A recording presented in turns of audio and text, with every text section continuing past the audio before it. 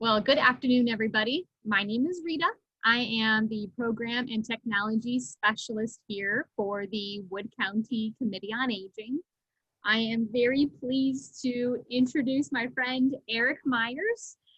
So he is retired BGCS and, well, current BGSU Educator and Administrator.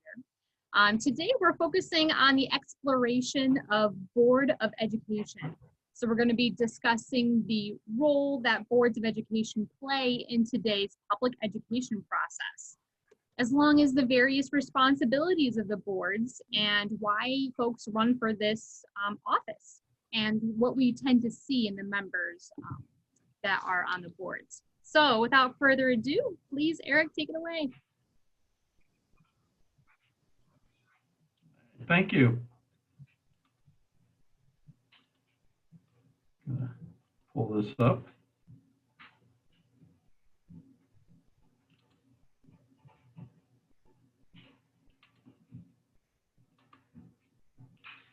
Okay. Thank all of you for coming. I appreciate it. We'll have time at the end if you have any questions or any conversations you want to make. This is again is Boards of Education in Ohio. A quick note, there are 50 states plus military bases plus territories, and they all have different ways of doing boards of education. So this one is specifically just for Ohio. Quick background on this. I have a little expertise in this area because I served 12 years on Bowling Green City School Board, which meant I was elected 3 times.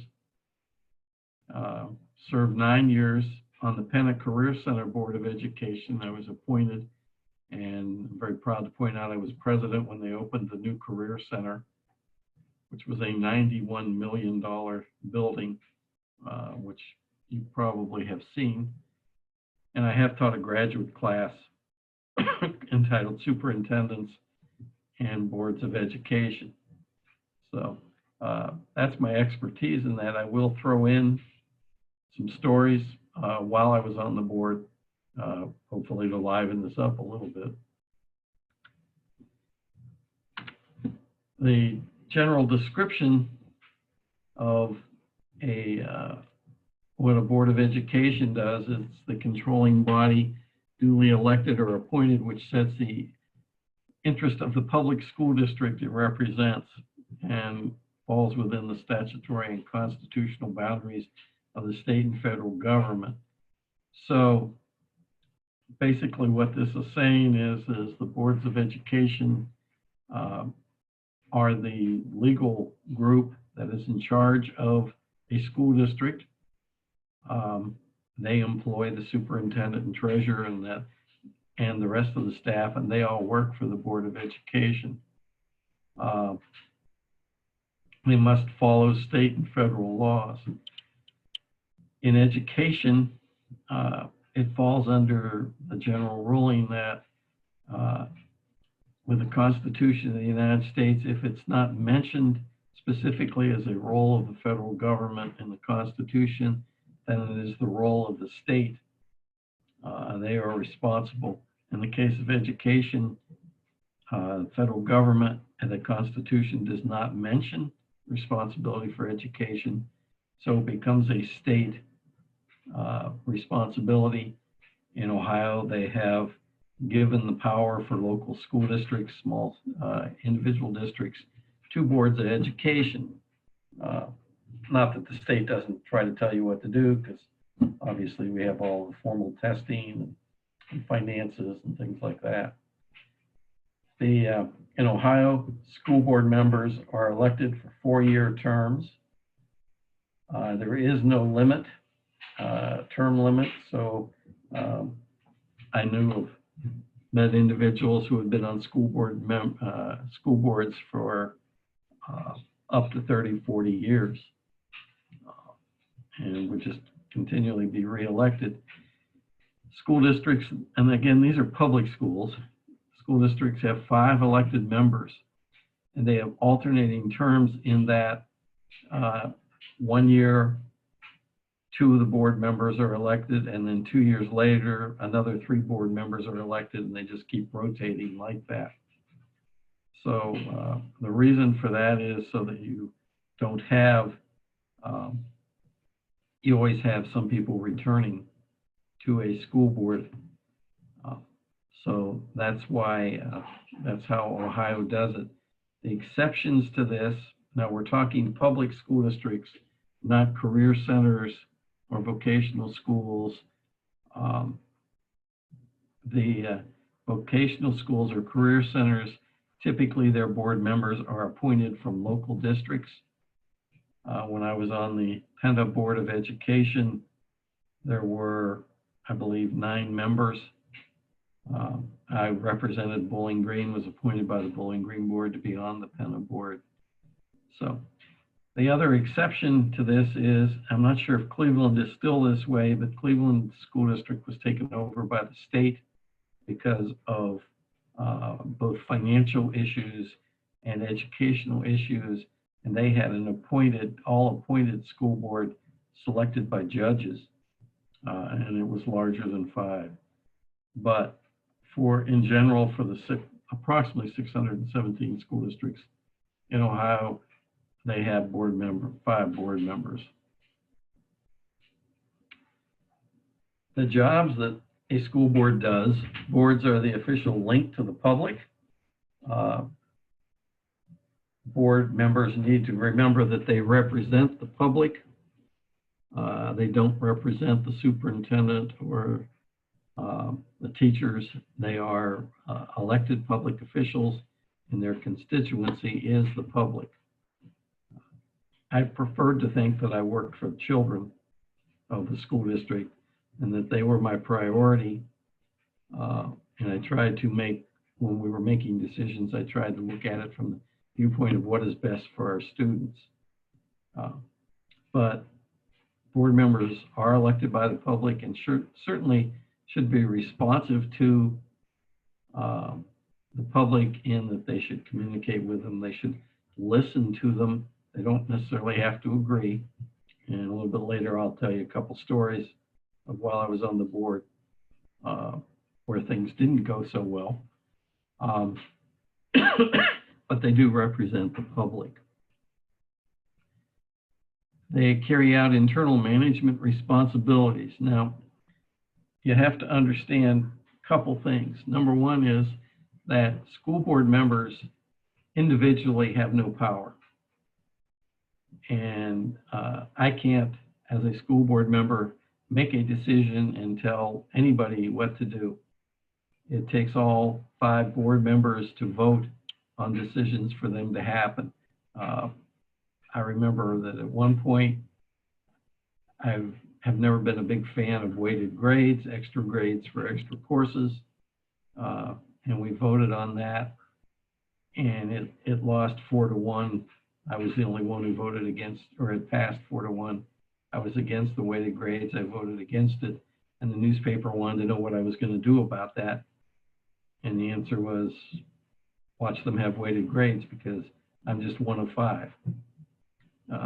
So nobody actually can speak for the other board members unless the other board members agree for it. We also have to understand that the school board should not and does not micromanage school districts.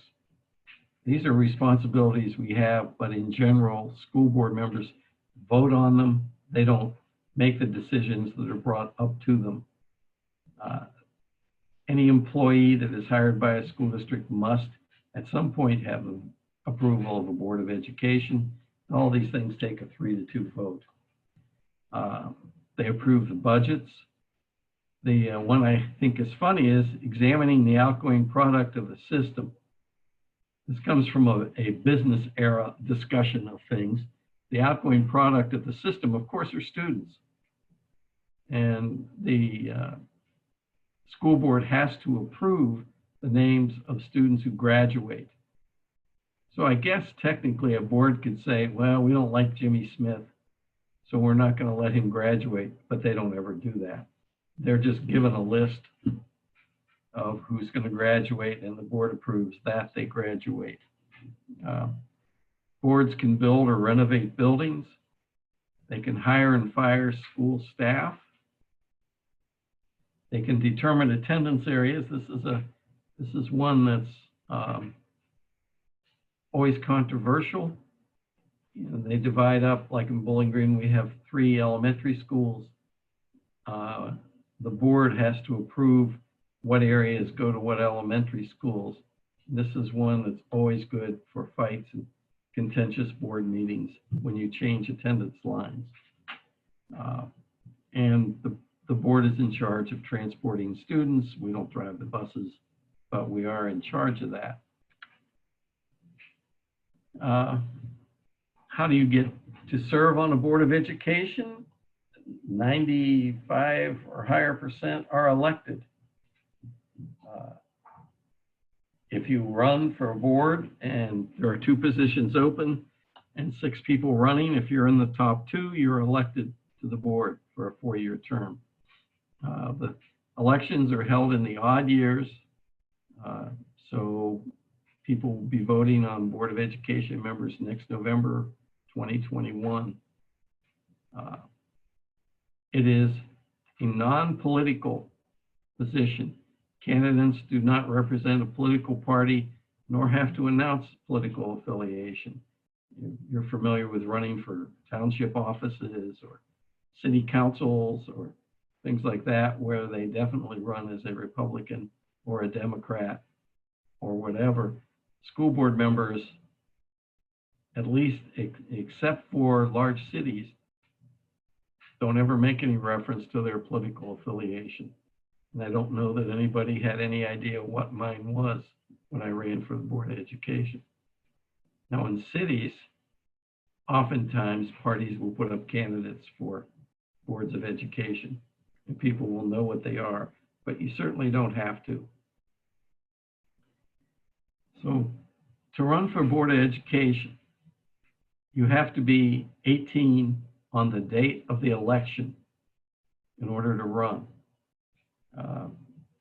Back when I was on the school board and was doing some presentations to a state association, I talked about the fact that you had to be 18, and 2 people in the audience raised their hands and they were both 18 and had been elected to a board of education. The one was a junior at it was Otsego at the time, and he ran and was elected to serve on the Board of Education. Don't know about you, but as a teacher, I think I might be a little worried if I had a member of the Board of Education taking my class.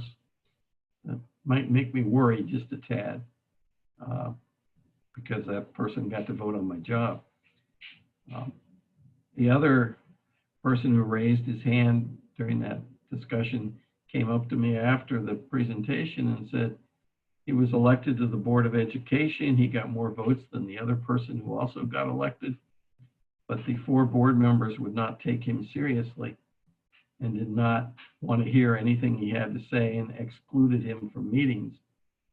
And I strongly suggested he get a hold of the Ohio School Board Association attorney so that the other board members understand that he was an equal member. Age had no difference in it. And he was duly elected, therefore he had equal rights.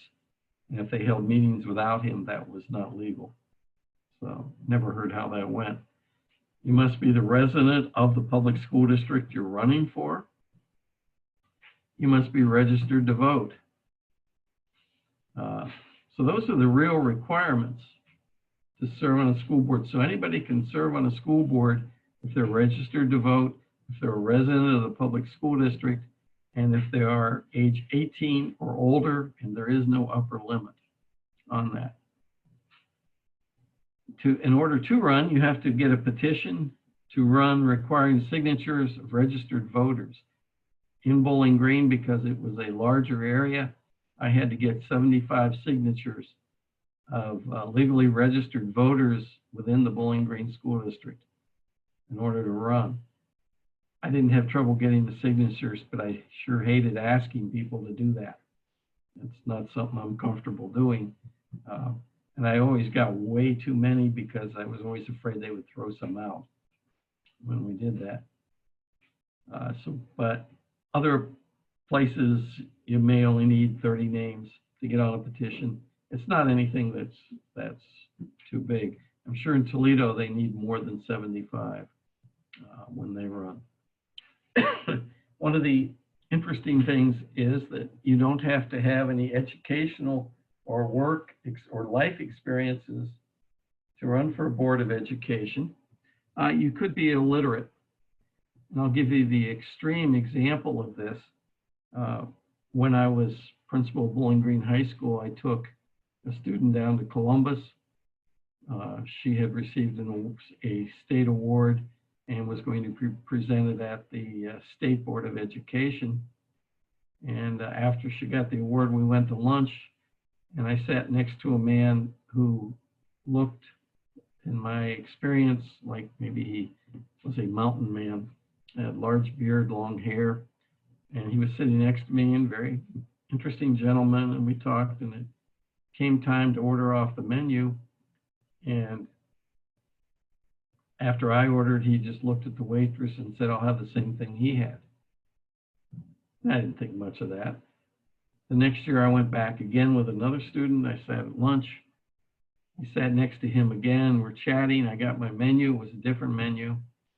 And I ordered, and he said, "I'll have what he had." Now I'm kind of wondering. I happen to know the president of the State Board of Education. She was from Napoleon and had lived in Bowling Green. And I asked her about the gentleman, and she said he was illiterate, but he had been elected from his area to be on the State Board of Education, could not read. So you have to remember there are not educational requirements for someone to run for the Board of Education. You do not have to have a high school diploma or any further education. Okay, occasionally some people are appointed to boards of education. Typically what happens is that an elected board member resigns or is deceased or forced to leave the board for other reasons, and the remaining Board of Education members then can appoint someone to replace that person. And they have 30 days in which to name a new person. Bowling Green City Schools, Bill Clifford resigned to spend more time with a new grandchild. He resigned. The board had 30 days to name a replacement. They interviewed, I think it was 6 people, and ended up selecting Ryan Myers to serve on the board. He's currently a teacher or supervisor at Penna. And his wife, incidentally, does work at the senior center. If they had failed to name him within 30 days, then the designated county judge will name a new member. In Wood County's case, Judge Dave Westner would be the judge who would make this election. There was a school district in our county who could not come. They were 2-2 on every person that they wanted to appoint. So Judge Westner appointed the 5th member to the board. So typically the people appointed to boards of education do it because there is an absence. Someone had to leave. Why do people run for the Board of Education? That's a very good question, and the reason it's a good question is because serving on a Board of Education has been described frequently as the most stressful and discordant elected position at a local level. I'm not sure what school districts you folks represent, but I'm sure that at some point there has been controversy in your school districts and people get upset. Currently in Bowling Green, if you drive around Bowling Green, you'll see multiple red signs saying open BG schools. They have never gone live this whole fall. They've stayed online because they did not feel that it was safe to open. And people have protested, complained at school board meetings. obviously have signs. Anytime you change who goes to what school, people get upset. When I was on, yes, Carlton, you need to unmute.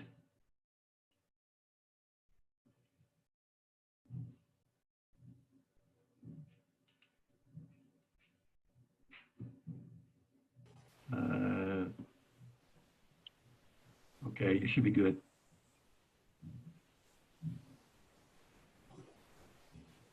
Okay, do you have a question or anything you wanted to say, Carlton? Oh, I just put something out on the chat. I was, you know, it just came to my mind about public universities, and I just wanted to put that out there before I forgot about it, and maybe you could address that later. Okay. Okay, so school boards, when I was president of the school board in Bowling Green, we rotate, and up till this current board, they've changed that. So everyone got a chance to be president, or had to be president, depending on how you wanted to look at it. And a plan was drawn up in a committee about going to graded schools, where one school would have grades K through 12, another elementary would have grades 3 and 4, and another one would have grades 5 and 6. So kids would move to 3 different schools during their elementary. And it was never proposed to the board, but at a committee meeting, a member of the media asked, when could that happen? And the superintendent just sort of off the cuff said, well, it could happen next year. We didn't have any plans to do that. And the community went crazy because they did not want, they like neighborhood schools, and Bowling Green has proven year after year after year they want neighborhood schools. They didn't want their kids making transitions to 3 different buildings.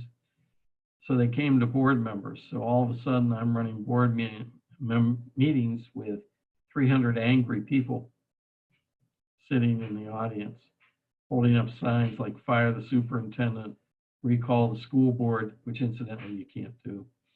And we allowed them to speak, and we gave them 3 minutes each. So we had people speaking for 3 minutes about this process. You know, obviously all of them were opposed to it. And I don't know about you, but I know how I learn, and I learn by writing. So if someone's speaking, I write it down. More often than not, I don't even need to go back to my notes. It's just the physical process of writing I learn. And this guy gets up and he looks at me and he points at me and says, you're not even listening. You're not paying a lick of attention. I don't know what you're writing, but you're not paying any attention. And just ripping me. And I looked at him and I said, well, the 4th person before you was such and such, and she said such and such. And the second person, you know, I went down through the line, and he just looked at me, and I'm cleaning this up. And he just basically said, who gives a whatever? What you think? And I'm thinking, well, I get to vote on it. That's what I think. But he had no interest in whether, he just was convinced I wasn't paying any attention to what was going on. And then another person got up and looked right at me because I'm running the meeting and said, you don't have any idea what effect this would have on a child with special needs. You don't know anything about special needs. And I'd had it because it was about 2 hours at this point. And I did something I never did again, which was answer back to that. To which I pointed out that, A, I have a master's in special education. I taught it for 15 years. B, I've probably been to 1,000 IEP conferences in my career. C, I have a grandson who was autistic, who attended a school who did what they were talking about. And he just looked at me and says, I don't care. And I thought, okay, that proves to me I won't answer. So when you're on the school board, a lot of people will say things to you and at you and are very angry. And you can see this in any public official meeting. That's how people ask. So the question is, why do people run for boards of education? I'm going to kind of do this different, backwards from what's on this slide. some people run because they want to serve the community. They think they can help. They have knowledge. They are aware of the community, so they want to serve and give back. In my case, Bowling Green Schools had been good to me for 31 years. I felt I could give back to the board, so I just wanted to serve. At that point in time, it was unusual to have someone like me who had been an employee come back and serve as a board member. But I did it because I wanted public service. Some people run because they either want the power, which frankly isn't really there, or they have a single issue they want to solve. Everybody gets mad at school boards for something. The most common reason people get mad at school employees are people get mad at coaches and they want to fire the coaches. So there have been multiple people who have run for the Board of Education because they want to fire either a coach, a teacher, or a superintendent. A district north of us had a gentleman run because he wanted to fire the baseball coach because his son was on the JV team and he didn't think that was right. So he ran for the Board of Education and he won. And he got the board on a night when they didn't have everybody there. He got the board to fire the baseball coach, who incidentally was the returning state coach of the year. But anyway, he fired them.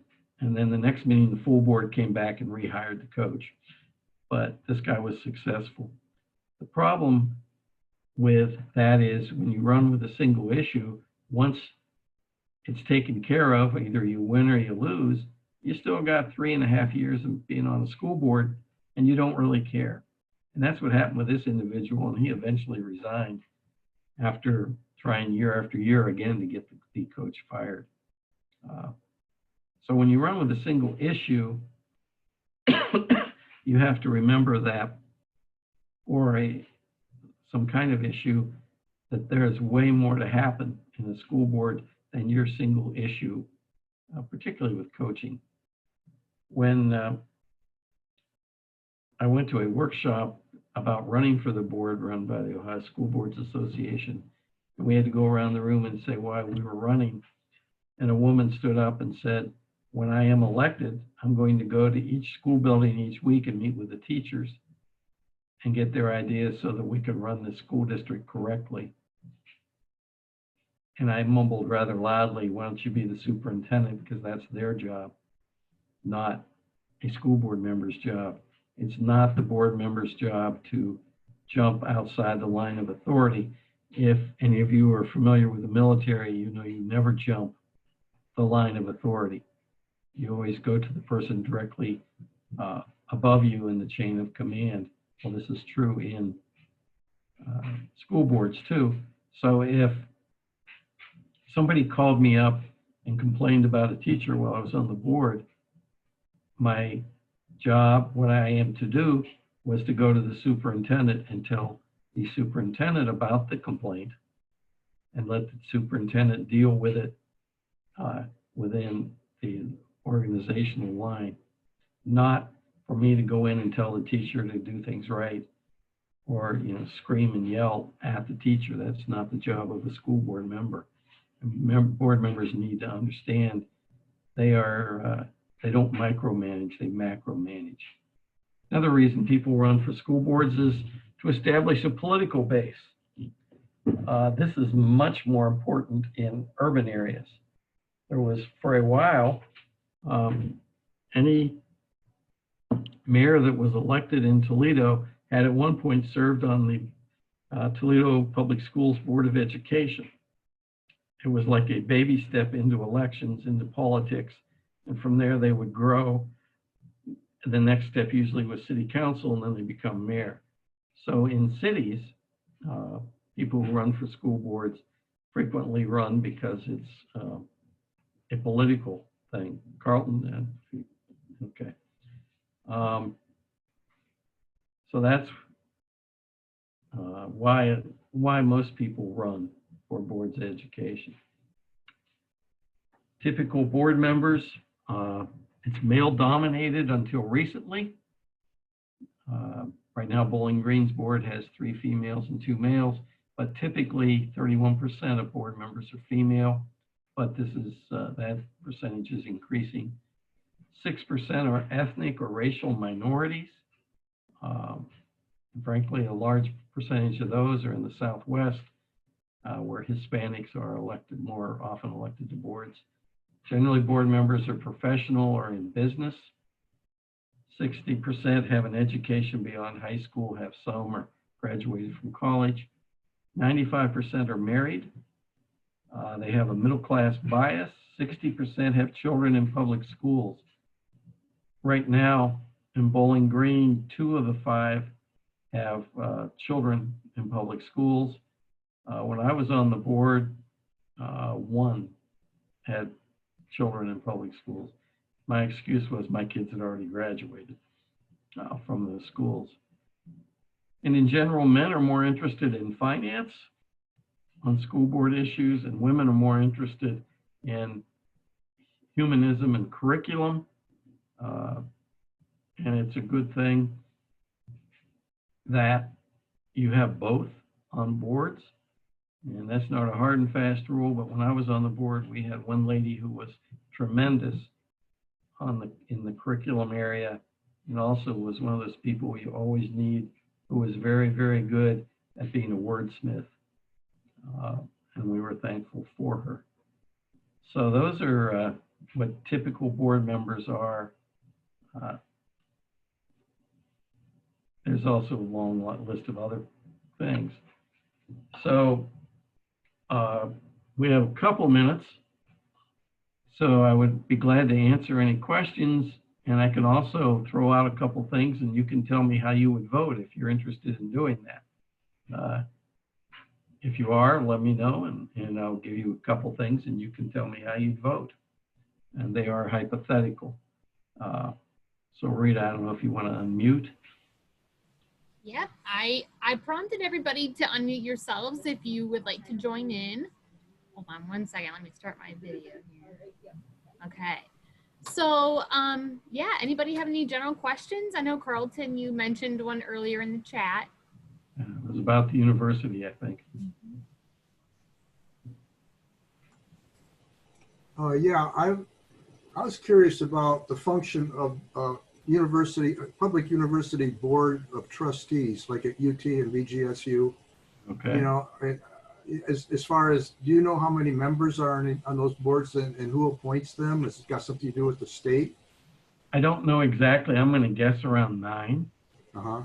And they are appointed by the governor. Okay, the governor.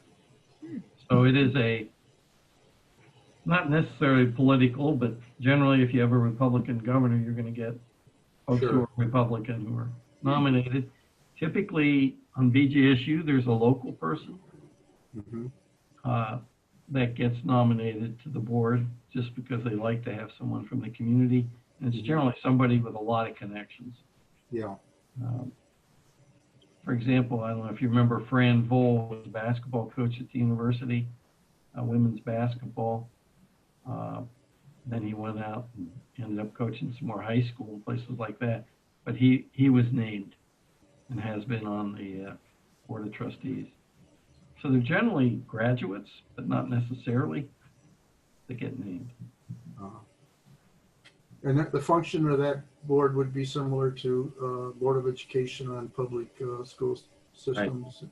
Yeah, in general, it would be close. They could hire and fire, and of course, you know, yeah, they don't financial decisions and so forth. Yeah, they make the overall pictures. They don't get into the nitty gritty of terminating anybody, and they don't vote on, you know, like whether I come back to teach a class next semester or not. Okay. They do, however, somebody beating on my window. They do, however, do the things like giving tenure, and or if you were you get emeritus status, they also vote on things like that. And also they'll interview any prospective president of the university. Oh, yeah, they certainly select the president. I don't know if Randy Gardner, who's in charge of all higher education for the state, has a say in that or not. Mm-hmm. But in general, it's the local board of trustees who do that.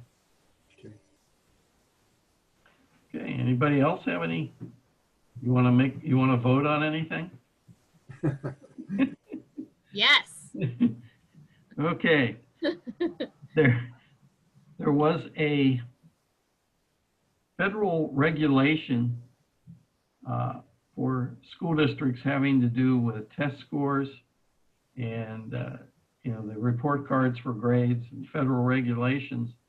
And during the Obama era, there was a law that school districts could fire all their teachers at a school if they didn't meet the qualifications.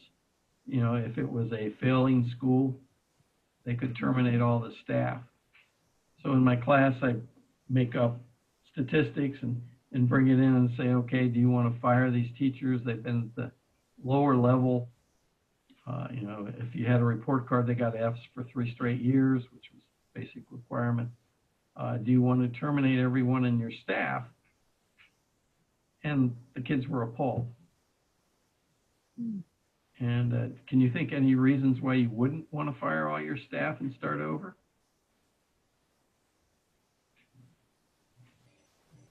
Well, they came up with, yeah, go ahead. I think about a trust, you know, I guess statistics, I'm not used to, I don't know, speculating with this type of situation, but I wonder, what is it, the leadership that's the problem with a failing school?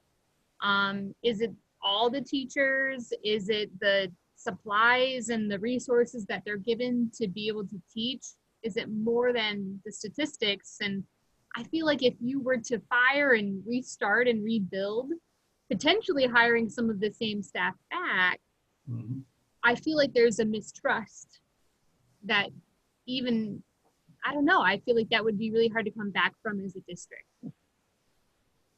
The issues aren't always the teachers. Right. You know, while teachers are the most positive fact in education, another major factor is finances. And have to tell you that Providence, Rhode Island, they did this. Mainly, my qualms with it is you've got good teachers. There's got to be some good teachers in there. But you can always hire them back. Yeah. It also eliminated job protection because of tenure. And so they would do that. So would any of you ever consider firing all your teachers in the building? I see the comment from Carol. Okay. When she taught in the medical field, she would not be able to continue if a certain percentage of the students had failed. So there was a very strict, if you can't give this much, then you cannot teach, right? Yeah. Wow. In general, I would have the students, 5 of them, be on the school board, and they had to vote. You had to see their faces when all of a sudden they found out they had to vote on whether to fire all these people or not. And they invariably did not fire the teachers. Wow. So that, the other things that we often discuss is drug testing for students, which is a school board decision. Really? Yeah. And some schools have it, some don't.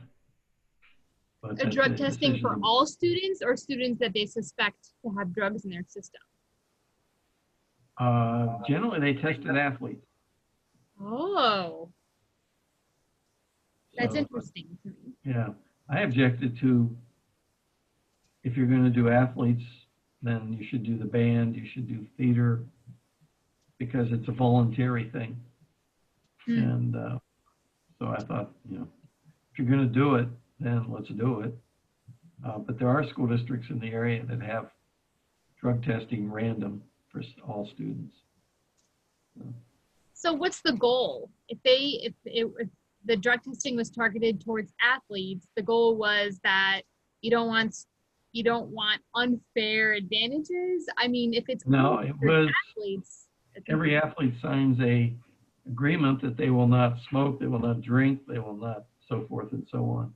So this was a way to test to see whether they were using illegal drugs. Didn't really have to do with competitive. It was just more, you know, you said you would behave. So, can I do you answer have any it? thoughts on that one? Huh? I was asking if anybody had thoughts on that one. I'd be curious to hear. I know when I was in the National Guard, about 30 years ago, I think it was around 1990, all of a sudden they decided in the state of Ohio that every guard member had to go through drug testing periodically. And if it came back positive, you were counseled, and then you were given another drug test, you know, soon after. And I think after about the third one that was tested positive, you were forced out of the guard. Yeah. And I did know some members who struggled with drugs, and they were eventually booted out. We have, anytime one of our bus drivers has a fender bender or an accident or whatever, they're immediately taken and drug tested. Like right immediately, unless they're injured. They were immediately taken and tested, and they are often tested too. So that kind of makes sense. So, any other questions or anything? I can. Yeah, I'm finally doing the. Okay, I'm reading Carol's comment. Yeah, for some insurance plans for employers, you have to drug test or at least offer training on top of that for drug awareness. So It's yeah, not- especially if you get an accident. It's not quite the same, but both Rita and I tomorrow are going for, is this our 5th COVID test? I think so, yeah. Which is required for employment. I'm not employed. I just do it because I'm president of the board. But they will be doing their COVID test every 2 weeks, mandated by the state. Don't know if that ends at the end of December or not. Depends on state money. Yeah, it depends on state money. So, but that's along the same line. It's not a drug test, but it's a mandated test. Right. Anything else? Any other questions? Anything anybody wants to talk about? How about school district boundaries? I'd assume those are established by the state. Geographical boundaries. We're in North Toledo area, and we have the Toledo School District, and we also have the Washington Local School District. And they are originally, go ahead. If you looked at a map, a geographical map of these two school districts, you'd be scratching your head trying to figure out. Like, yeah, we live on Lehman Avenue. We're in the Washington Local School District, and just down the street, on the same street, we got, you know, they're in the Toledo School District, and it affects property values, yada yada yada. But yeah, it's just it's kind of like, you know, congressional districts. Snake on the Lake, you probably heard of that. Yeah. Mm-hmm. And you know, does it get political, or is it just? Originally, it did. There used to be thousands of school districts in Ohio, and they were all little. Around Bowling Green, there were what is Eastwood, used to be Pemberville, and the other small communities that are in Eastwood. Otsego was Haskins and Tontogany and Weston and Grand Rapids, and they were all forced by the state to go together. Southern Bowling Green School District was Westwood, which was Portage, Milton, Liberty Township, and Custer. And the state made Westwood merge, and they gave them a choice, and their choice was Macomb or Bowling Green. And they went with Bowling Green. And then this last year, they had an election. 8 different areas tried. There were votes to move them out of Bowling Green District. In general, every school district has a charter, and that charter defines what their attendance areas are. Mm-hmm. a lot of people think of Bowling Green and they think of it's just the university in the town, but it's actually 130 square miles. And the majority of Bowling Green School District is rural. But the people in town don't often think of those who live in the rural area. You know, they just look at it as, you know, Bowling Green. You can change, it takes votes of the people who live there if you want to change.